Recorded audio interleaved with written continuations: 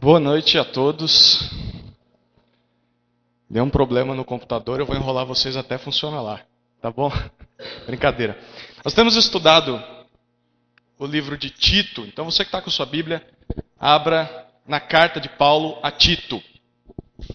Novo Testamento, carta de Paulo a Tito.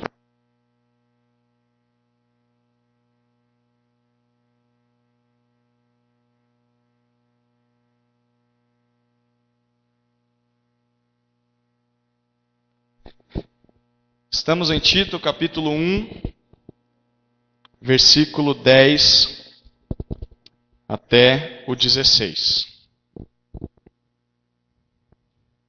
Tito, capítulo 1, verso 10 até o 16.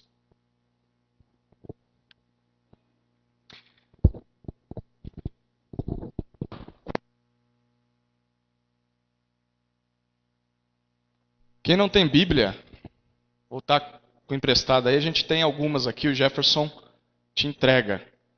Você que está sem Bíblia, levanta o bracinho, o Jefferson vai entregar para você. Ok, vou parar de enrolar vocês.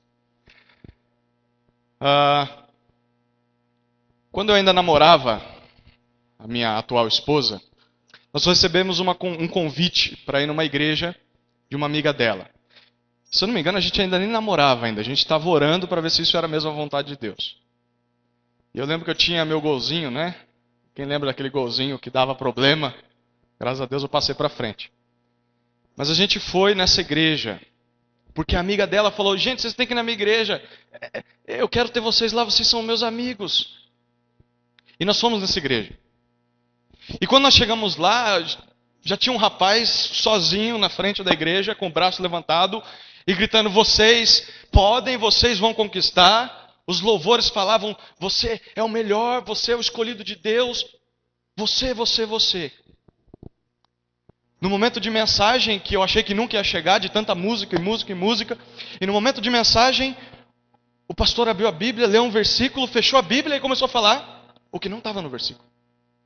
E dizendo, gente, nós precisamos de dinheiro, você tem que abençoar essa igreja para que você seja abençoado.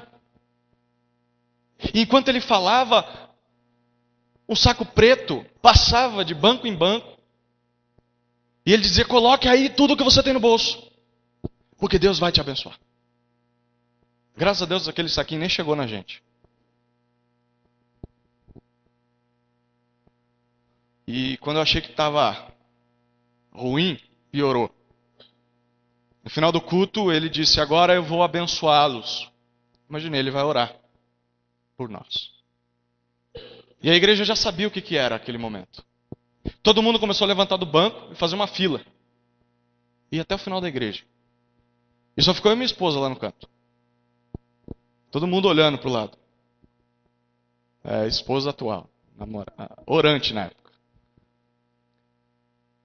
E eu comecei, o que eles estão fazendo? Aquele homem pegou um vasilhame com azeite. E ele molhava os dedos. E salpicava na cabeça das pessoas. Vai em paz, está abençoado. Eu comecei a passar mal quando eu vi aquilo ali. Eu não lembro se a gente se levantou e saiu no momento, mas a gente se levantou e saiu quieto.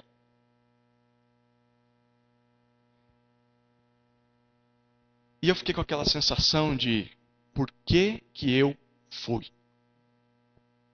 O que eu fui inventar de fazer de ir lá?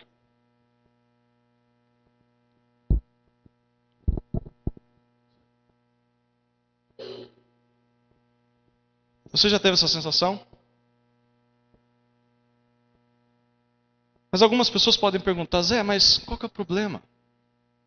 Qual que é o problema de uma igreja assim?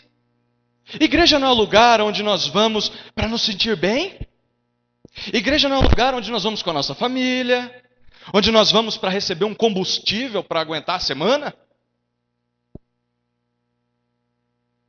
Se você pensa assim, eu tenho uma declaração para te fazer. Igreja não é isso. Isso é clube. Clube é onde você paga uma mensalidade e você tem benefícios por isso. Clube é onde você vai no final de semana para se sentir bem, para ter lazer, para renovar suas forças, para descansar. Mas a Bíblia nunca disse que a igreja era isso. A Bíblia diz que a igreja é a união de pecadores perdoados por Cristo, que se reúnem para ouvir a palavra de Cristo e praticar essa palavra, para servir e edificar uns aos outros, para alcançar os perdidos e principalmente para glorificar a Deus. Isso é a igreja e não um clube. Segundo Paulo, a igreja precisa de boa doutrina e de pessoas capacitadas nessa boa doutrina, bons líderes, que pregam e vivem essa boa doutrina, para que a igreja também possa viver essa boa doutrina. Se você olha para o nosso tema de hoje, e o título da mensagem é Pelo bem da igreja, cale e repreenda. Última chamada para você sair. Porque Tito é muito firme contra os falsos mestres, contra o falso ensino. Eu convido você a olhar o versículo 5 do capítulo 1. Tito 1:5.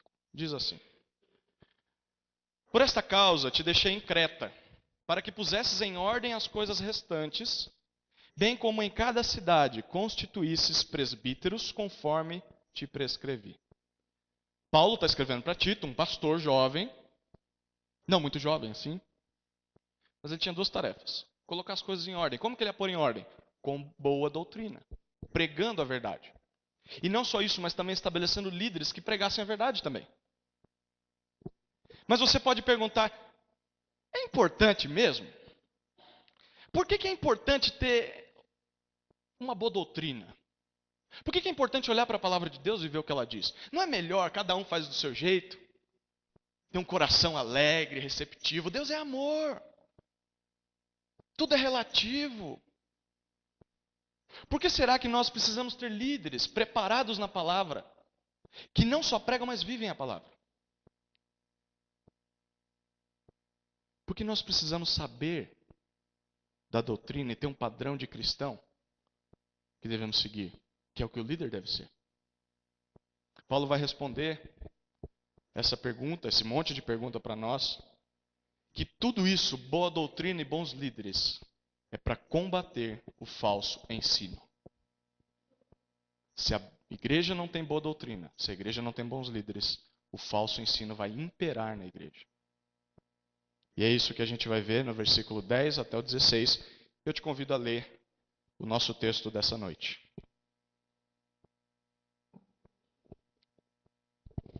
Porque existem, verso 10, existem muitos insubordinados, pauradores frívolos e enganadores, especialmente os da circuncisão. É preciso fazê-los calar, porque andam pervertendo casas inteiras, ensinando o que não devem por torpe ganância. Foi mesmo dentre eles um seu profeta que disse: cretenses, sempre mentirosos, feras terríveis, ventres preguiçosos. Tal testemunho é exato. Portanto, repreende-os severamente, para que sejam sadios na fé e não se ocupem com fábulas judaicas, nem com mandamentos de homens desviados da verdade. Todas as coisas são puras para os puros. Todavia, para os impuros e descrentes, nada é puro. Porque tanto a mente como a consciência deles estão corrompidas. No tocante a Deus, professam conhecê-lo. Entretanto, o negam por suas obras. Por isso que são abomináveis, desobedientes e reprovados para toda boa obra. Convido você a orar nesse momento. Deus, nesse momento eu quero com essa igreja, essa reunião, Pai, te pedir que o Senhor nos mostre, por meio da Tua palavra e pela condução do Espírito Santo, o que o Senhor espera de nós. como crentes em Cristo. Nós possamos, Deus, sair daqui desafiados a te amar mais. Em nome de Jesus. Amém. Uma igreja madura, uma igreja piedosa, só pode combater o falso ensino se tiver boa doutrina e bons líderes. Mas a pergunta eu faço de novo, né? Por que a gente deve combater o falso ensino? Tudo bem, eu tenho que combater, mas será que não dá para viver com ele? Eu ouço umas abobrinhas na televisão, mas não tem problema, não sou eu que ouço. Meu filho ouve umas músicas no celular, mas não tem problema. Uma hora ele vai cair na real. Mas o meu parente que vai em casa, ele fala cada abobrinha teológica, não tem problema, ele está na igreja dele, eu estou na minha. Deixa aí, deixa a falsa doutrina, deixa o falso ensino para lá. Será que é isso que a Bíblia diz para nós? Hoje nós vamos ver 3 razões de por que nós devemos confrontar, combater o falso ensino. E essas 3 razões estão em Tito capítulo 1, verso 10 até o 16. Primeira razão de combatermos o falso ensino é porque é preciso. Vamos ler juntos? Porque é preciso. Vamos ler de novo o versículo 10 até o 13, a primeira parte do 13. Acompanhe comigo a leitura. Porque existem muitos insubordinados, pauradores frívolos e enganadores, especialmente os da circuncisão. É preciso fazê-los calar porque andam pervertendo casas inteiras, ensinando o que não devem, por torpe ganância. Foi mesmo dentre eles um seu profeta que disse: cretenses, sempre mentirosos, feras terríveis, ventres preguiçosos. Tal testemunho é exato. Portanto, repreende-os severamente. Paulo começa dizendo para Tito: Tito, sabe por que é preciso você combater o falso ensino? Primeiro, porque existem falsos mestres. É isso que ele diz no versículo 10. Ele vai dizer: existem muitos insubordinados, ou seja, pessoas insubmissas, pessoas teimosas, que não se submetem ao controle de nada. Nada nem ninguém pode controlar eles, muito menos Deus e sua palavra. São pessoas que fazem o que querem. Eles não têm regras, não obedecem a ninguém, não estão nem aí para Deus. Isso é visto nas atitudes deles. E o versículo vai continuar dizendo: pauradores frívolos, que palavrinha estranha, primeira vez que eu vi ela. Mas significa pessoas faladores, faladoras, conversadores. Literalmente a palavra significa papudo. Aquele que fala coisas vazias, sem sentido, que só faz perder tempo. Eu tenho um tio que diz, né? Esse tipo de pessoas são pessoas gastadoras de tempo. São pessoas que alugam o seu tempo falando nada. E você quer ir embora, precisa sair, as pessoas estão falando e não estão falando nada. Paulo diz: tem muita gente assim, falsos mestres, enganadores, em outras palavras, impostores, sedutores. São pessoas que usam a conversa fiada deles para ter vantagem sobre os outros.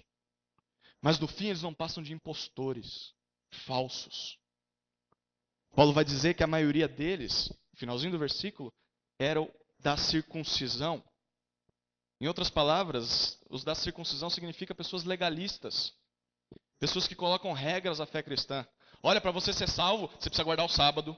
Para você ser salvo, você não pode usar esse tipo de roupa. Olha, Jesus, se voltar e você estiver desse jeito, você não vai ser salvo, não. Pessoas colocam regras para a salvação. E Paulo fala: a maioria dos falsos mestres são assim. Para eles, só crer em Cristo não era suficiente. A pessoa precisava guardar sábado, cumprir rituais, se circuncidar. Parece um pouco com os dias de hoje, né? Quantos nós não vemos assim hoje em dia? Mas Paulo só não vai dizer que eles são falsos mestres. Paulo vai dizer também que eles são gananciosos. Versículo 11. Paulo vai dizer que é preciso, necessário fazê-los calar. É correto, literalmente, calar a boca deles, fazer eles ficar em silêncio, de maneira obrigada. Quando a gente está na sala, né, e o pessoal começa a fazer barulho, o que aqueles que querem estudar fazem? Todo mundo sabe que tem que ficar em silêncio. O que Paulo está dizendo, você deve fazer isso com o falso mestre. Para. Cale-se. Mas por que eu tenho que fazer isso? Tadinho dele. O texto continua dizendo. Porque eles andam, versículo 11, pervertendo casas inteiras. Eles andam derrubando, arruinando, destruindo, dominando famílias. Mas como que eles faziam isso? Ensinando o que não deve. Ensinando aquilo que é errado. Pregando, proclamando o que está errado. E por que eles faziam isso? Por torpe ganância. Ou seja, o que motivava eles não era amor a Deus. Amor a si mesmo. Eu quero dinheiro. Dinheiro, me dá dinheiro. Eu preciso de dinheiro. Não interessa se sua família vai ser destruída. Me dá o seu dinheiro. No fundo, o que eles queriam ter era somente vantagem. Poder, fama, status.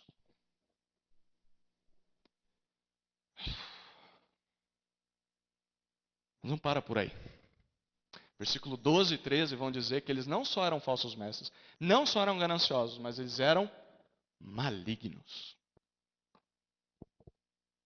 Versículo 12, Paulo cita um dos seus profetas, um poeta deles, um escritor deles, dos cretenses, da cidade, da ilha de Creta, os habitantes daquela cidade.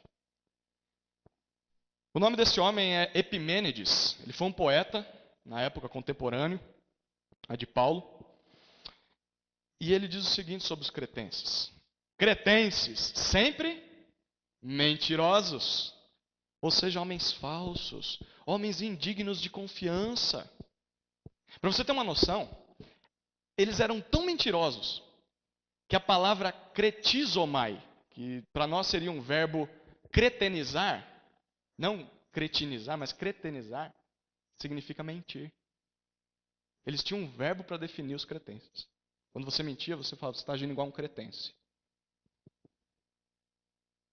Paulo vai dizer que eles são feras terríveis. Literalmente, bestas, animais selvagens, animais malignos. E por fim ele diz ventres preguiçosos. O ventre preguiçoso traz a ideia de glutões. Um glutão é alguém que pensa somente no seu próprio umbigo. Isso que é um glutão, pensa só na sua barriga. Eram homens que buscavam satisfazer só o próprio prazer. E eles eram preguiçosos porque eles não queriam fazer nada e só receber dos outros. Apenas serem servidos. É interessante que Paulo termina de citar Epimênides e ele fala, isso é verdade. Versículo 13. Tal testemunho é exato. Portanto, o que ele deveria fazer?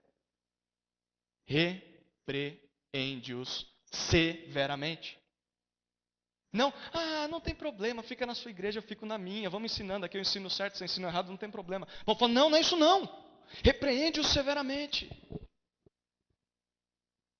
A palavra repreender é a mesma usada por Paulo no versículo 9. Olha o versículo 9. A gente está no 13, mas volta para o 9. Falando sobre o presbítero, que ele deveria ser apegado à palavra fiel, que é segundo a doutrina, de modo que tenha poder assim para exortar pelo reto ensino, como para, aqui está a palavra repreender, convencer os que contradizem. A palavra significa refutar, confrontar, corrigir. E olha que interessante, todas as vezes que essa palavra aparece no Novo Testamento, ela está falando que essa confrontação deve ser escondidinho. Leva o cara para o cantinho e fala, você está errado, tem que parar de falar isso. Não. Todas as vezes que aparece no Novo Testamento é para fazer em público. Olha rapidinho, 1 Timóteo. Volta aí 2 livros. 1 Timóteo, capítulo 5.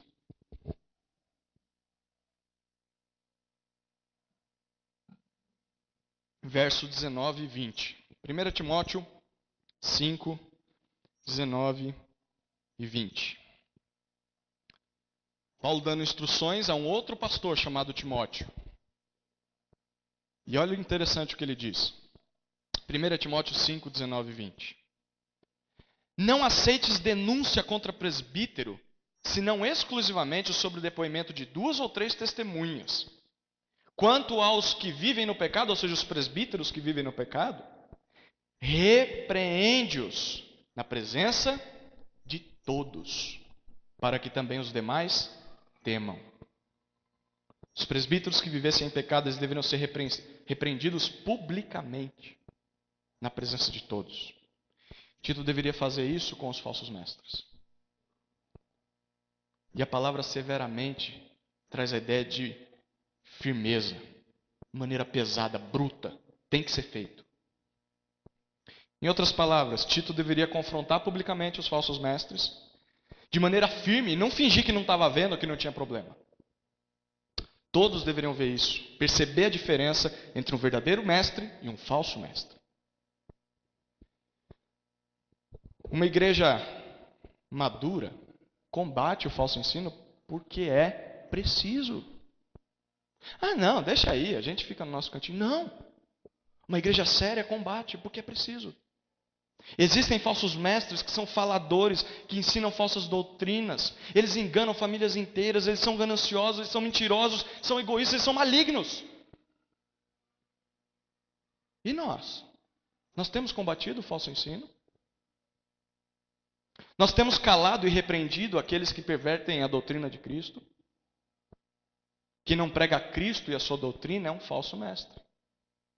É mentiroso, é ganancioso, é maligno. Como você pode achar normal isso? E mais, como você pode visitar igrejas assim? Você sabe que está errado. E o que você está fazendo lá?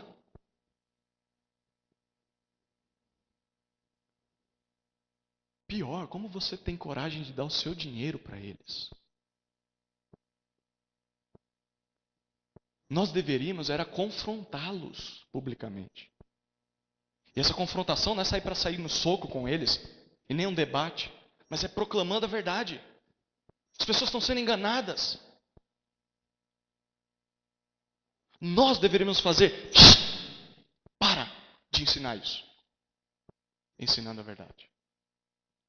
E não ficar aceitando. Ah, bonitinho. Eu vou lá visitar. Nós podemos fazer duas aplicações com esse texto. Faça-os calar. Primeiro para você. Não os ouça. Proteja a sua família do falso ensino. Não perca o seu tempo ouvindo ou achando que toda a igreja é normal, é igual, é bonitinho, que todos estão adorando a Deus, porque isso é mentira.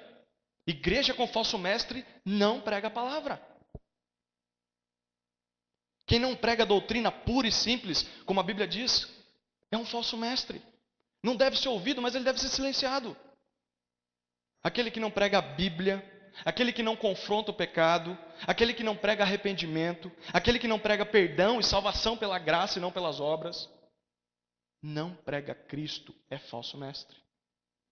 Por isso, fuja de igrejas assim.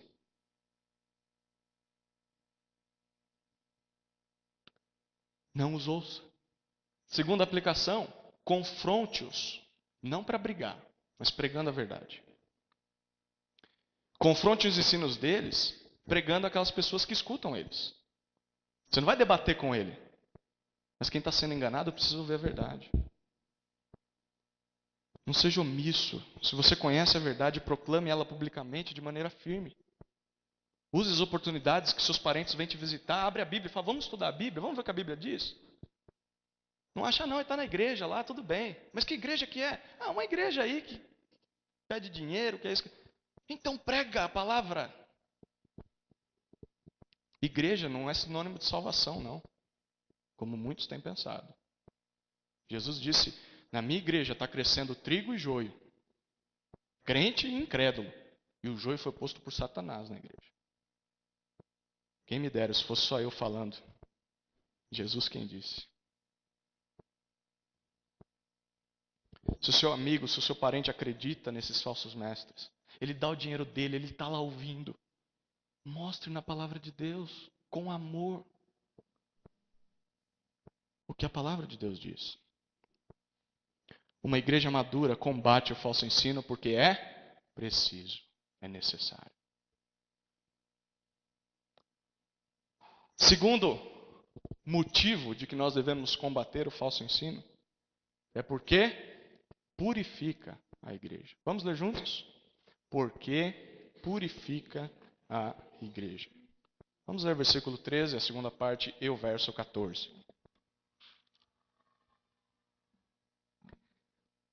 Para que sejam sadios na fé e não se ocupem com fábulas judaicas, nem com mandamentos de homens desviados da verdade.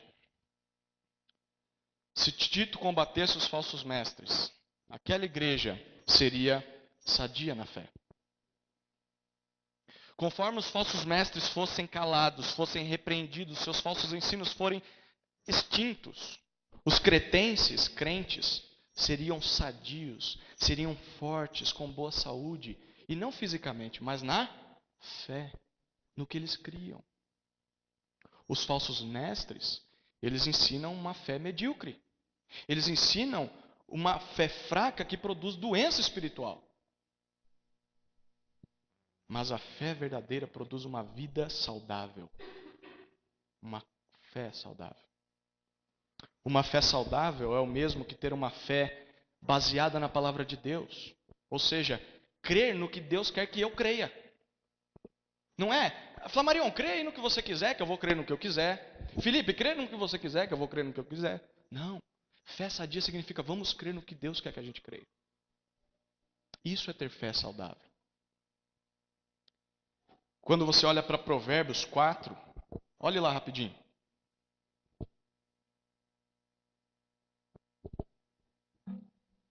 Provérbios capítulo 4, verso 20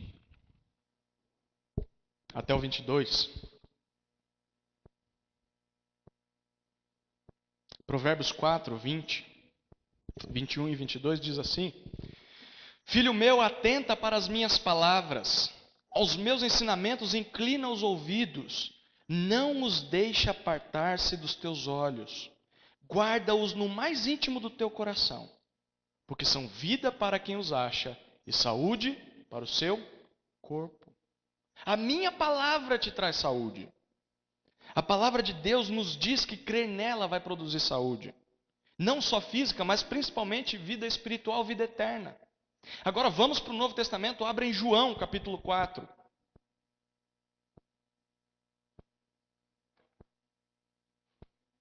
João capítulo 4, verso 13 e 14.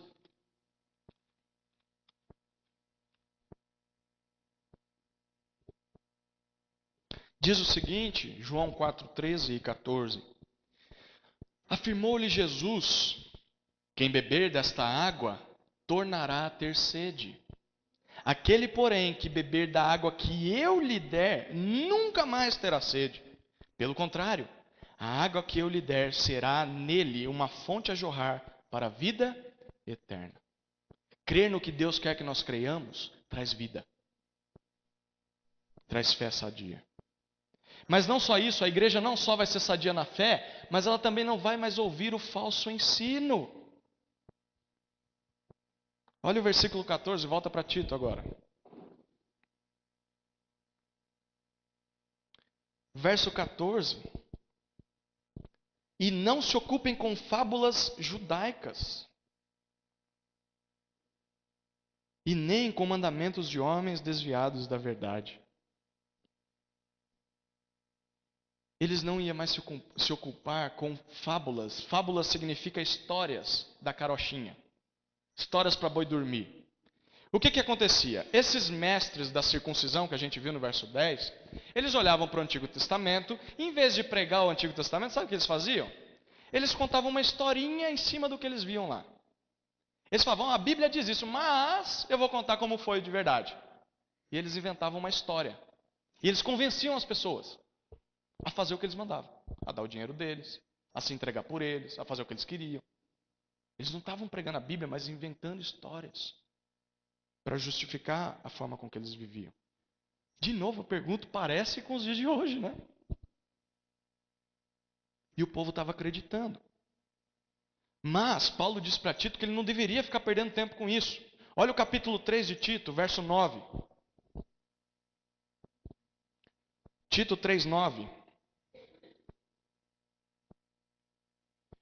Ele diz: evita discussões insensatas, genealogias e contendas e debates sobre a lei, porque não têm utilidade e são fúteis. Não preste atenção nessas coisas, são historinhas, não tem que ser dada atenção a isso. Se Tito confrontasse eles pregando a verdade, as pessoas, se Tito confrontasse os falsos mestres, os crentes de Creta, eles não iam mais cair nessas histórias para boi dormir, porque eles conheceriam a verdade da palavra de Deus. Eles iam ter os ouvidos sensíveis ao que Deus diz, porque eles estavam sendo enganados. Agora que o engano foi tirado, eles vão ouvir a palavra, a verdade. Eles também não iam se ocupar com mandamentos de homens, como o verso 13 diz, 14 diz, no finalzinho. Em outras palavras, eles não iam ficar ouvindo ordens humanas, mandamentos de homens. Os falsos mestres, eles criam regras, eles impõem essas regras para aquelas pessoas que ouvem eles. Vista isso, não coma aquilo, guarde o sábado, não use calça, não corte o cabelo, não jogue futebol, não assiste TV. São ordens que não estão na palavra de Deus, mas que eles impõem. E são ordens dos homens, criadas por homens. E o texto diz que são homens desviados da verdade, ou seja, que rejeitam e não querem nem saber da palavra. Nessa, não pode TV, não pode TV. Eu cresci em uma igreja desse jeito, que nós estamos vendo em Tito. E eles diziam que você não podia ter TV. E um dia nós fomos visitar um dos que pregavam nessa igreja. E a casa dele não tinha TV. Mas aí o filho dele falou: Zé, vem ver, quer ver um negócio? Quero. E ele foi lá no quarto do pai dele. Ele abriu a porta do guarda-roupa. Uma TV lá dentro. A TV não pode ir na sala, é? Pastor, aonde você tirou isso aí?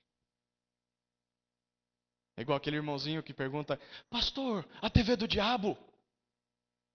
Bom, se ele comprou e pagou as parcelas, é dele mesmo. Só assim para a TV ser do diabo. É claro que você pode usar a TV para o bem, para glorificar a Deus, assistindo filmes evangelísticos, filmes cristãos, tocando uma música, não sei. Mas o problema não está na caixa do diabo. O problema está no coração. O pecado vem daqui.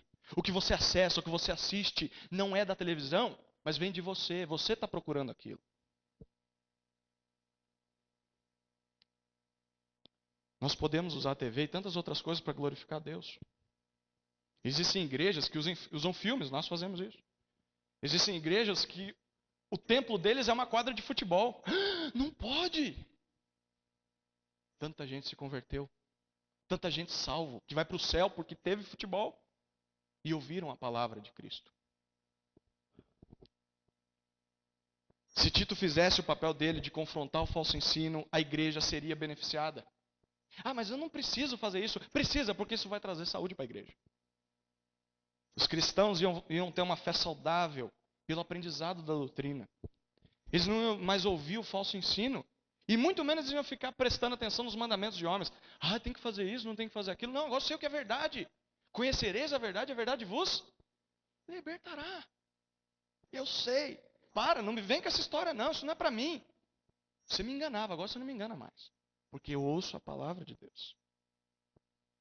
Quero te perguntar. Eu preciso te perguntar. Será que a sua fé é saudável? Será que a sua fé está baseada na palavra de Deus? Ou será que ela está baseada em fábulas, em mandamentos de homens?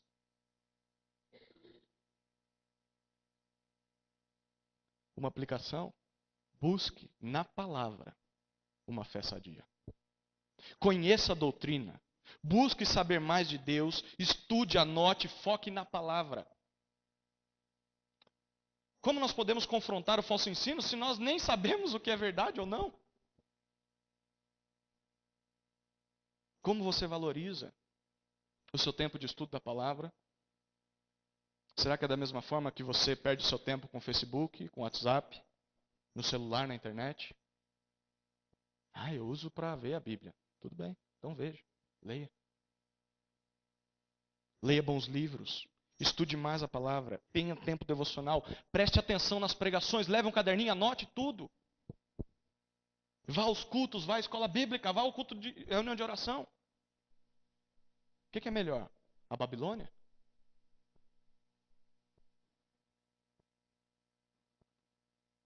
Não só busque na palavra uma fé sadia, mas avalie o que você escuta.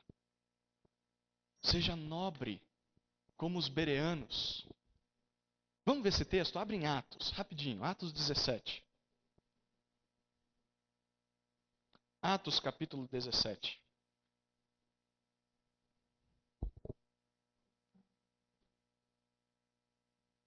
Verso 11. Atos 17, 11.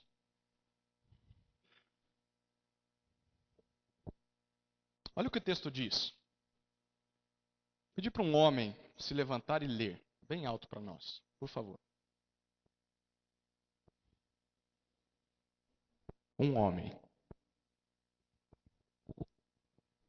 Ou um jovem. Atos 17, 11. Alguém?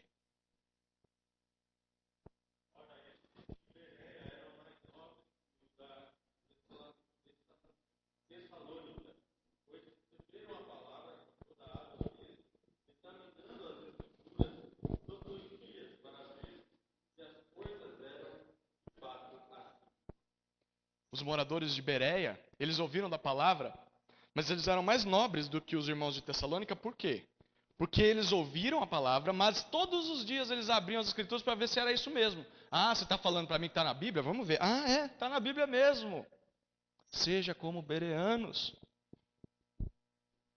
Veja se de fato é isso que Deus está dizendo. Não seja levado por ordens de homens. Sejam eles os mais importantes que forem. Pode ser o Papa. Tem que estar embasado nas Escrituras. Foi por essa razão que Jesus confrontou tanto os falsos mestres, os escribas e fariseus da sua época. De novo você vai folhear a sua Bíblia. Volta para Mateus. Evangelho de Mateus. Capítulo 15. Mateus 15. Versos 7, 8 e 9. Mateus 15, 7, 8 e 9. Jesus falando contra os falsos mestres da sua época. Hipócritas, bem profetizou Isaías a vosso respeito, dizendo: este povo honra-me com os lábios, mas o seu coração está longe de mim. Em vão me adoram, ensinando doutrinas que são preceitos de homens. Olhe para a Bíblia, avalie. Não adore a Deus em vão. Que não seja inútil a sua adoração. Que seja crendo no que Deus quer que você creia. Uma igreja madura vai combater o falso ensino. Não só porque é preciso, mas porque isso também purifica a igreja. Por fim, a terceira razão de nós confrontarmos o falso ensino é porque é possível. Vamos ler juntos? Porque é possível. Vamos ler versículo 15 e 16.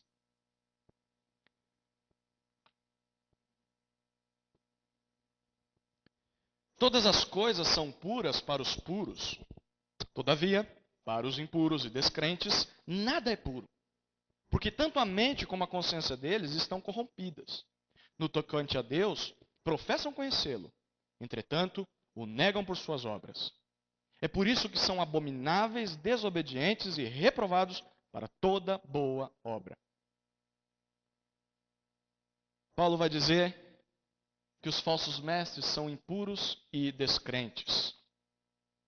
Ele diz que tudo é puro para os puros, mas para os impuros e descrentes nada é puro.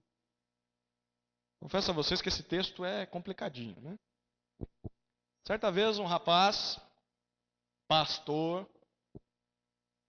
estava adulterando. E toda a igreja sabia. E toda a igreja apoiava. Como toda a igreja apoiava, está escrito na Bíblia que não pode adulterar. Porque ele abria Tito 1,15 e dizia: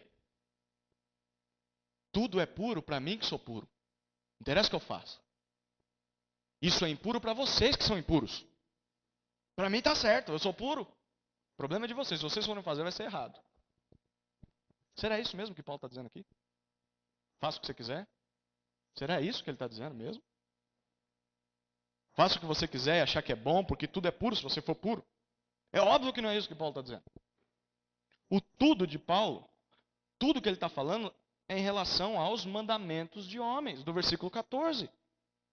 Versículo 14 ele diz: não se ocupem com fábulas judaicas, nem com mandamentos de homens desviados da verdade. Aí vem o versículo 15: todas as coisas são puras. O que isso significa? O que os falsos mestres colocavam? Regras para o povo cumprir. Lembra disso? Faça isso, não faça aquilo. Paulo está dizendo, tudo isso aí que eles mandam fazer, eles não fazem. Se você fizer ou deixar de fazer alguma coisa, Paulo está dizendo, não interessa. Essas regras que eles colocam não tem poder nenhum para a santidade. Na verdade, essas regras não fazem isso. Não te tornam mais puro. Se você fizer ou deixar de fazer o que eles mandam, você não vai ser mais santo ou menos santo se fizer. Essas coisas, como nós lemos em Colossenses 2, 20 a 23, aqui com o pessoal da escola bíblica, essas coisas parecem úteis, parecem sabedoria, parecem santidade, mas não tem valor nenhum contra o pecado. Ah, como é bonitinho, né? Ver as mulheres de saia, usando véu na hora de orar, não tendo televisão em casa, os meninos de calça, de gravata, de paletó. Que bonitinho. Mas olha o que Colossenses diz. Abre em Colossenses. Colossenses capítulo 2, verso 20.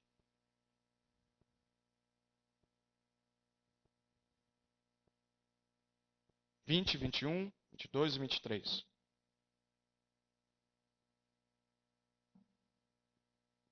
Olha o que diz. Se morrestes com Cristo para os rudimentos do mundo, por que, como se vivesseis no mundo, vos sujeitais a ordenanças? Não manuseis isto, não proves aquilo, não toques naquilo outro, segundo os preceitos e doutrinas dos homens? Pois que todas essas coisas com o uso se destroem. Prestem atenção no verso 23 de Colossenses 2. Tais coisas com efeito têm aparência de sabedoria, como culto de si mesmo e falsa humildade e rigor ascético. Todavia não tem valor algum contra a sensualidade. O que isso significa? Que todas essas regras, bonitinho viver engomado, né? Bonitinho guardar o sábado, é bonitinho não comer porco, é bonitinho você não ter televisão em casa, é bonitinho. Mas saiba de uma coisa, isso não tem poder nenhum contra o seu pecado. Porque regras externas não mudam o coração. Cristo muda o coração. A graça de Cristo, o Espírito de Deus e a palavra.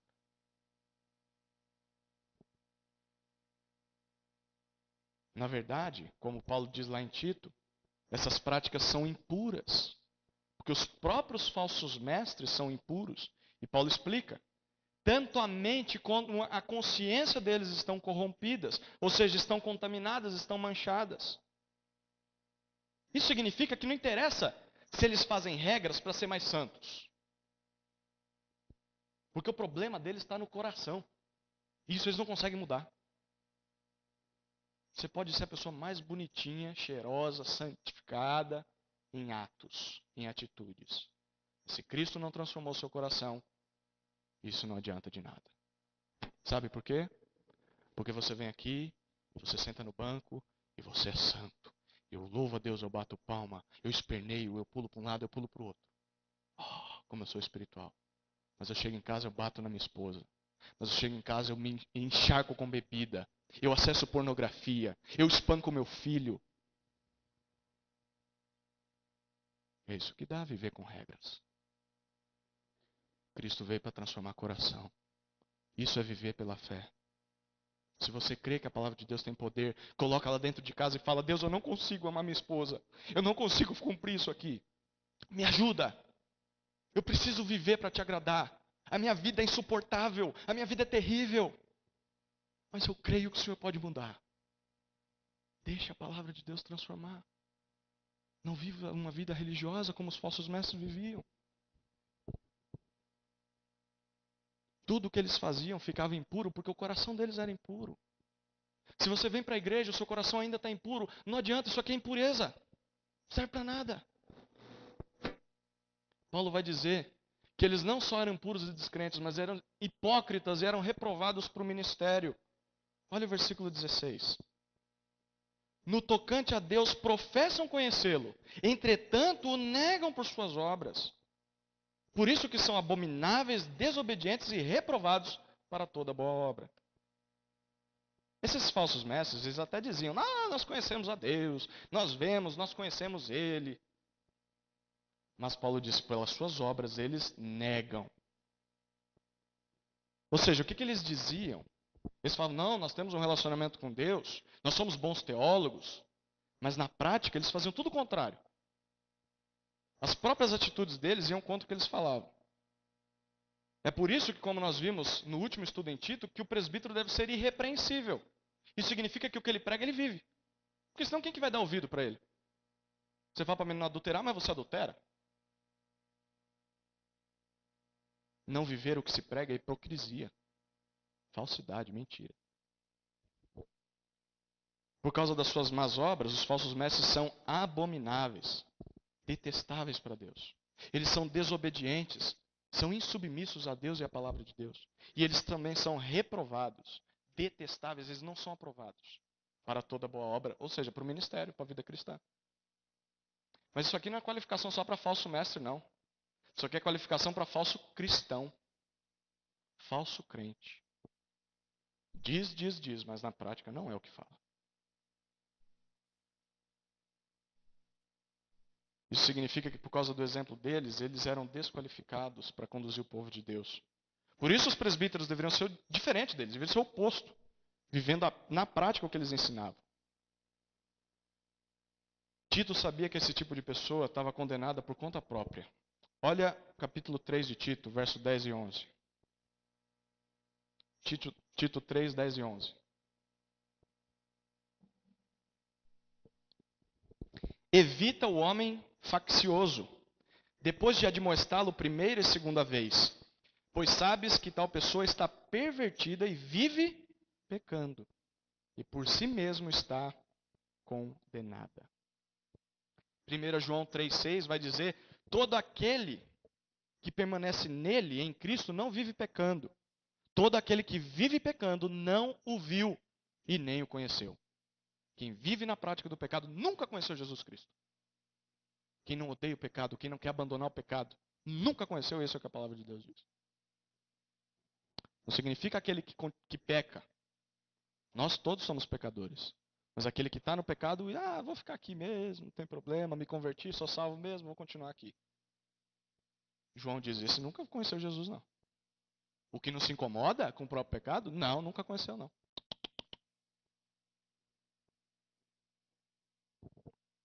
Há um pastor, pregador, que dizia que todo sermão deveria ter um apelo no final.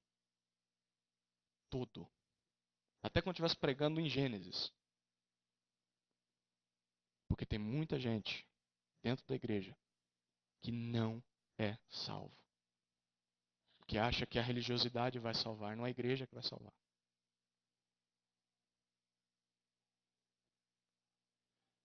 O falso ensino, ele pode e deve ser combatido porque é possível combatê-lo.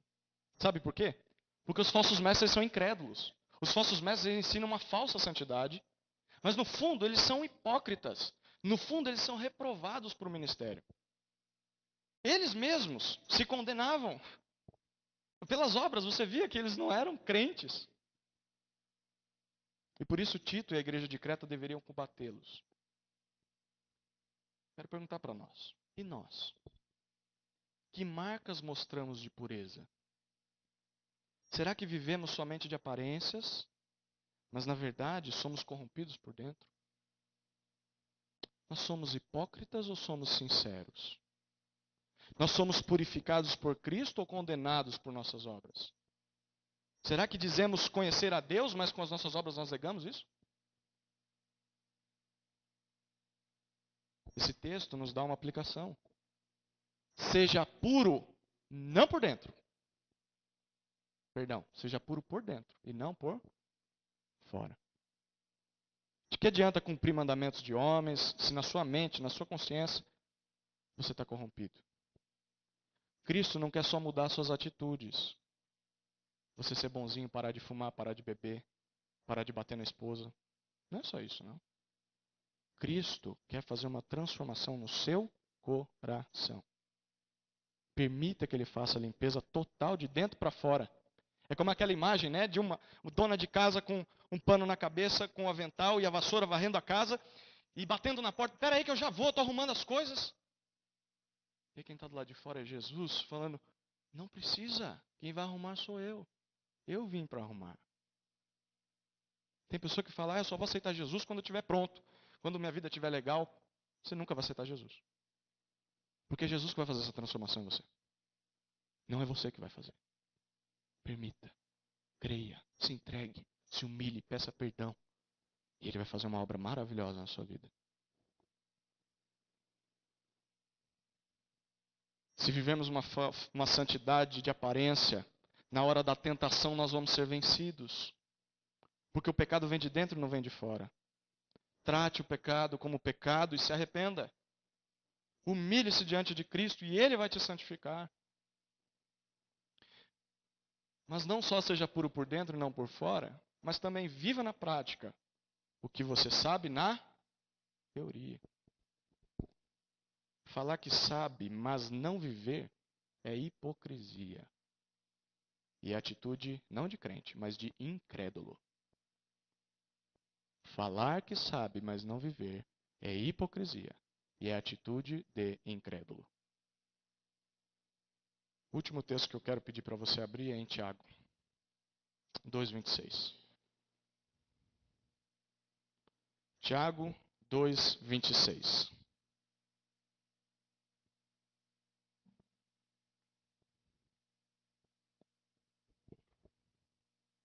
Diz assim: porque assim como o corpo sem espírito é morto, assim também a fé sem obras é morta. Alguém está aqui sem espírito? Sem alma? Ninguém sobrevive, né? Uma pessoa morre quando a alma, o espírito sai do corpo e volta para Deus que o deu, como diz Eclesiastes. Do mesmo jeito que você não vive sem a sua alma, sem o seu espírito, a sua fé sem obras, ela é morta. Agora diga para mim, cá entre nós. A nossa salvação é pela fé, certo? Ok. A minha fé em Cristo é o que me salva da condenação no inferno, ok? Uma fé viva. Porque uma fé morta, o que algo morto pode fazer? Hã? Nada. Então, se a minha fé é morta, eu não sou salvo. Tiago está dizendo, uma fé viva produz obras de santidade. Uma fé morta vai ser igual era antes de se converter. Mudou nada. Talvez piorou. Fé sem obras é uma fé morta. Será que de fato as minhas atitudes são de um salvo em Cristo? Ou será que são de alguém reprovado para toda boa obra? Uma igreja madura combate o falso ensino porque é possível. Como conclusão, a boa doutrina, os bons líderes fariam com que Tito e os irmãos em Creta, eles combatessem o falso ensino e os falsos mestres. Mas por que ele deveria combater o falso ensino? Primeiro, porque é preciso. Você precisa combater o falso ensino. Não fica aí achando que está tudo bem. Não está tudo bem. Mas você deve combater o falso ensino também porque ele purifica a igreja. Traz santidade para a vida da igreja. E por fim, porque é possível. Os próprios falsos mestres se condenam. E os próprios falsos crentes se mostram. Sozinhos. Você não precisa forçá-los. Mas como 1 Timóteo 5 diz, as boas obras também se mostram. E o verdadeiro crente também é visto por todos. Talvez você esquecer de tudo o que você viu nessa noite. Que você lembre da lição que Tito 1, 10 a 16 nos traz. Cale e repreenda o falso ensino, pela purificação da igreja e porque isso é possível. Vamos ler juntos? Cale e repreenda o falso ensino, pela purificação da igreja e porque isso é possível, pela graça de Deus. E Emma, nós temos feito isso. Vamos orar.